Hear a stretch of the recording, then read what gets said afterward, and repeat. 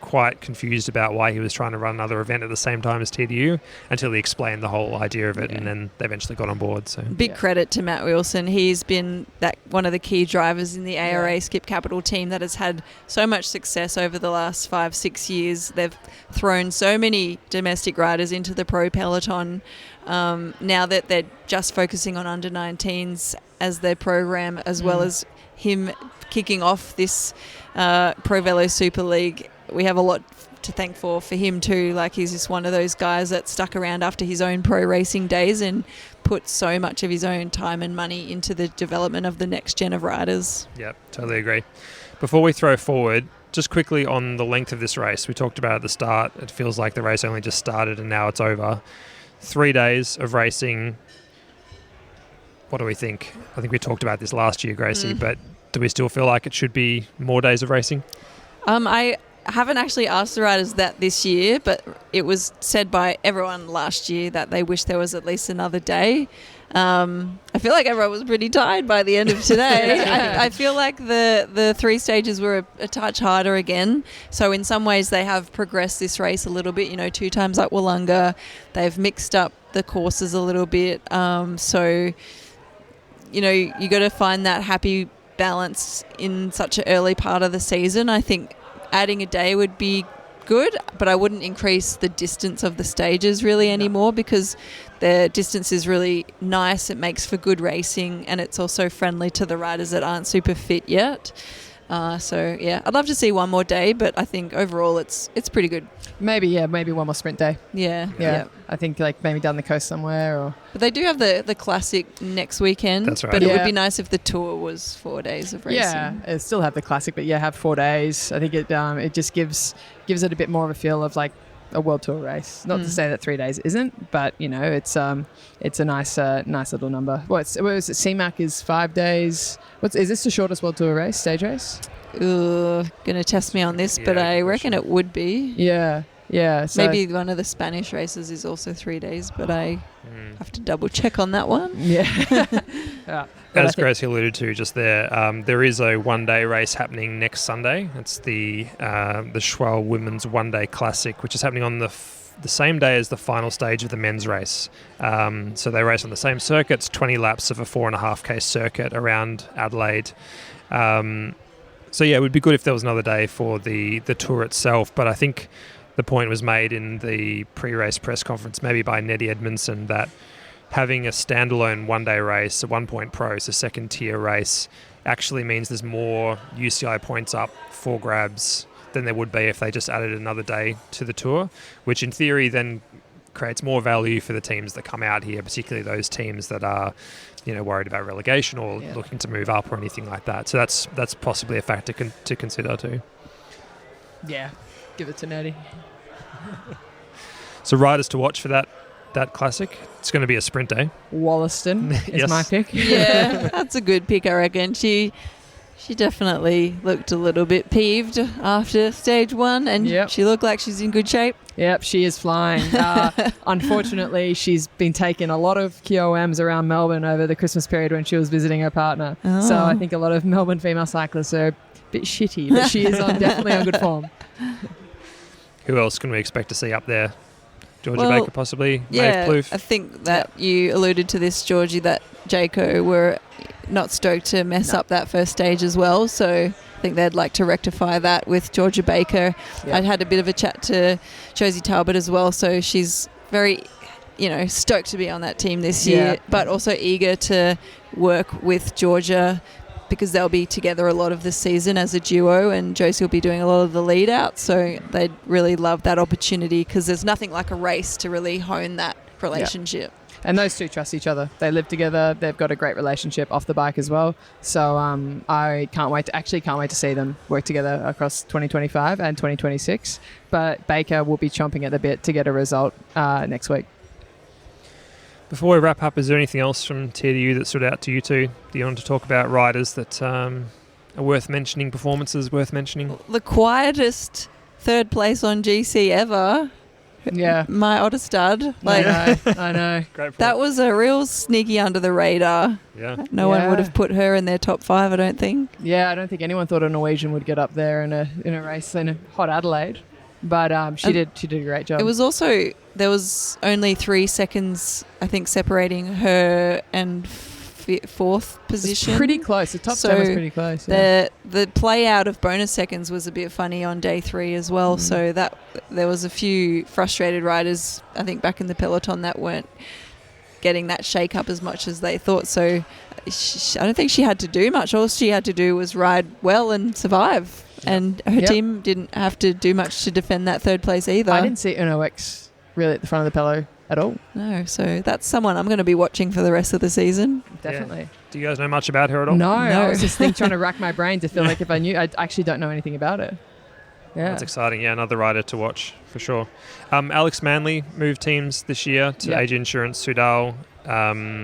What do we think of her showing so far at TDU and what that speaks of? I think it's been a bit of a frustrating summer for Alex. Nationals didn't really play out the way she wanted to, and she didn't really get to show her cards at TDU. I think she's getting closer to that top result, but I think we watch her for the Ardennes.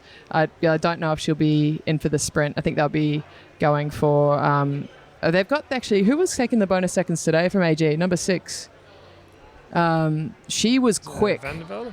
No, it was Steiginger. Yeah, she was just soaking up the session. Like, she got a gap very quickly against some pretty quality sprinters in those intermediate sprints. So I think maybe they're looking for her for the Schwab Classic. So, but I would put Alex down for a showing in the Ardennes. But I think she'd be disappointed with this Aussie summer, considering she's also from Adelaide. Yeah.